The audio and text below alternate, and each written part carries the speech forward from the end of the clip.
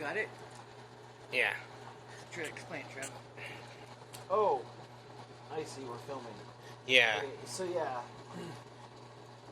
we started doing dice a while back, where Mom would have me drill them and make them for jewelry.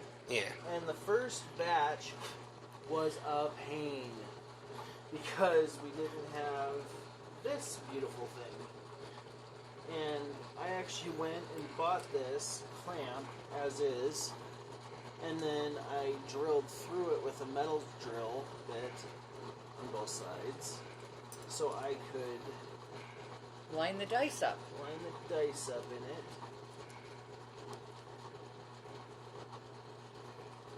And then when they're drilling, they have to squirt it with water because... Keep the bits from heating up and breaking, because some dice especially have a hard core, which makes them way more likely to break a bit.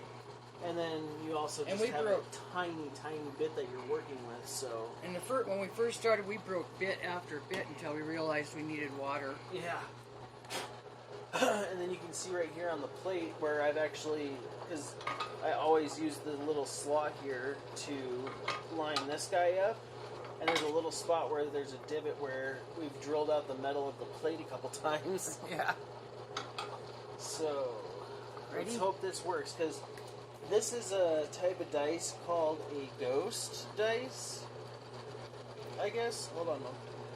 And the ghost dice, depending on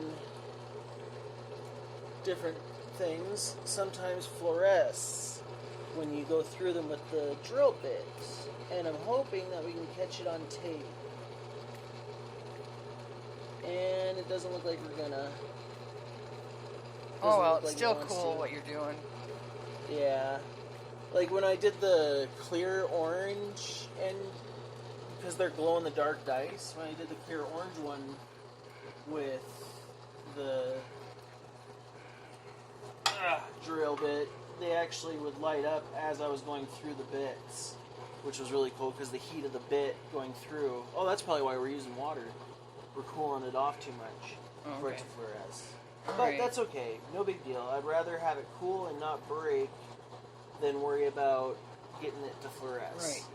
But it is cool that you find out that glowing in the dark doesn't necessarily mean just in the dark. It just means that it has to have energy applied to it through heat. Right. You're going to have to knock the edge off of that one a little bit. But. Alrighty. Thank you. Yep. And then see the hole through it. Oh, wait a minute. Right there. And then it'll be cleaned up a little bit and turned into a piece of jewelry. Yeah. And so what Josh didn't film is, if you look, I actually have the top knocked off with the grinder over here. This guy. Yeah. And so I have to knock the tops off all of them in the direction that we want it, so that way when it sits in this little clamp, there's a flat spot for the drill bit to start on. So technically these dice are not able to be used anymore because they're no longer balanced properly, but they make beautiful jewelry. Yeah. And we're doing this for Fall Brawl, right? Yeah. Yeah. Alright, thanks, Joshi. What's Fall Brawl? Oh. Montana's biggest fighting game tournament.